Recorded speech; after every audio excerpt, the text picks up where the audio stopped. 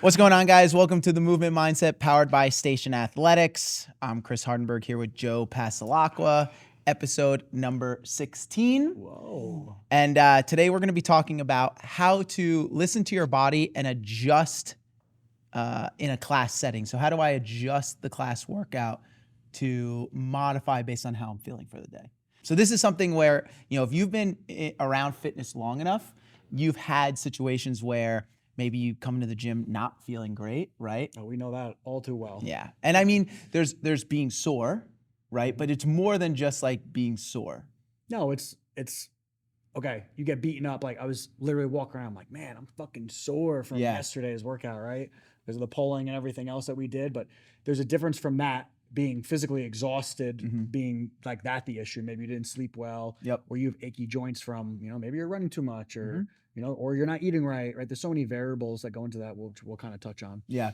Well, and that's something where, with being part of a regular exercise routine, right? Recovery is super important, and having your lifestyle in check to be able to handle the type of training that we do.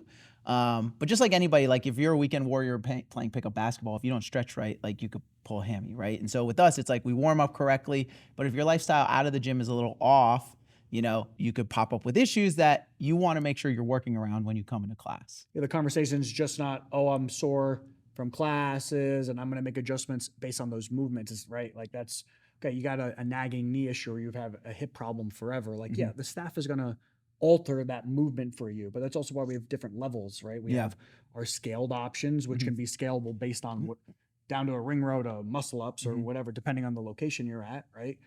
And then you have the scenario of, okay, I hurt my lat doing something. I need a variation of that. Not because you're not physically capable of it, because you have like a little injury on something like that. But then the other side is like, well, what else is affecting your ability to do that? And it's not as simple as like, I mean, you and me are super guilty of this. I know I am really bad.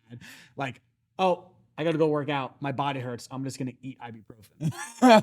It's like not advised. Not advised. And I know a lot of people do that. Right. But it doesn't solve the solution, right? So you and me we talked about this the last couple of weeks. This is kind of why we did this subject was, right? We're in the middle of opening another gym. Right. It's very, very stressful because timelines are super, super important. It's not only just a mentally exhausting piece. It's making sure that the advertising's running right, making sure equipment shows up, making sure the gym's like, there's a lot of avenues that create an issue for that. Right. And it's pulling us away from the normal day-to-day operations. So it's just very stressful in general. Yeah. Like that causes less sleep, that causes more daily anxiety, that causes, other things that are going to affect you.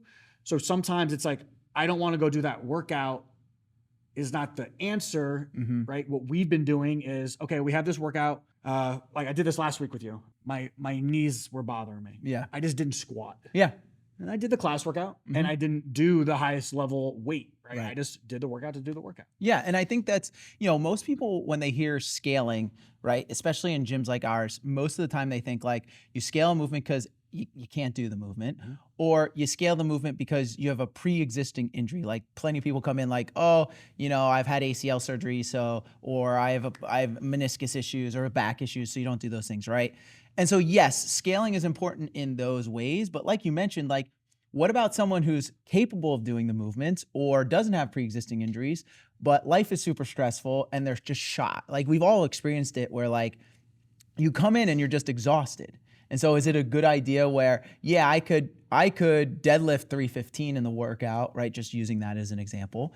But it's like, I'm so tired. Like, is that really a good idea? Yeah, like you and I, since we've competed for years and years and a lot of our staff has, whether you've been doing Spartan races or, like, doesn't matter what it is. We talked about this a bunch, right? Like we're not 24 years old. Right, anymore. right. So I'm going to be 36 next week. Yeah. Right. And the biggest change that I made this year in the last 12 months have been, I only take class. There's very few occasions that I'm doing things outside of class, outside of maybe doing extra runs or bikes, or something like that, right? There's more just cardio-based things. My strength has stayed the same. Yeah. Right? Like I did that competition and I was able to clean a significant amount of weight.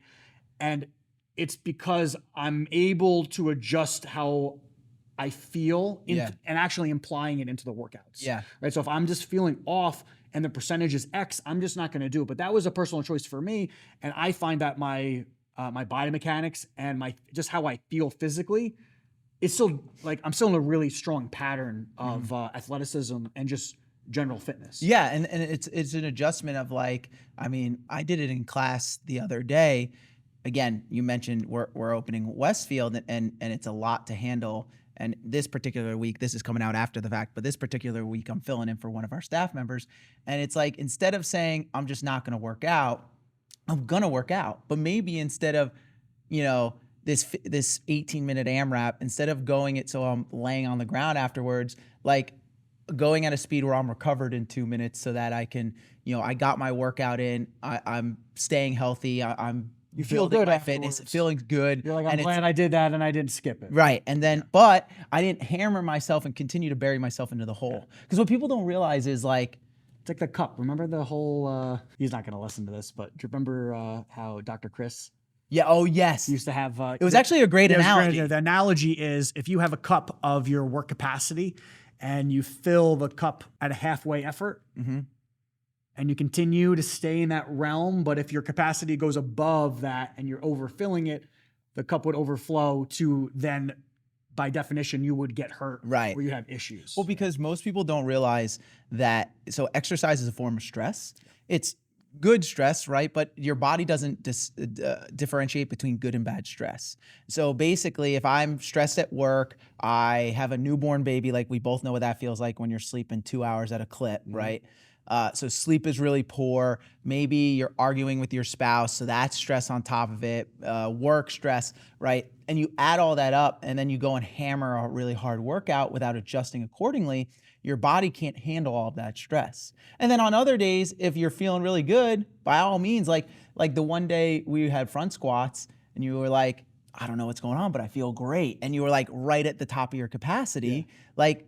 Then push the envelope. That's the point, is recognizing when you have it and when you don't, and adjusting the workout accordingly. And like some signs that like you need to make some adjustments are things like achy joints, maybe like consistent fatigue, like you touched on stress. It's like more than just like, I'm tired after a workout. It's like, no, I like am struggling to stay productive, struggling to stay awake during the day, stuff like that.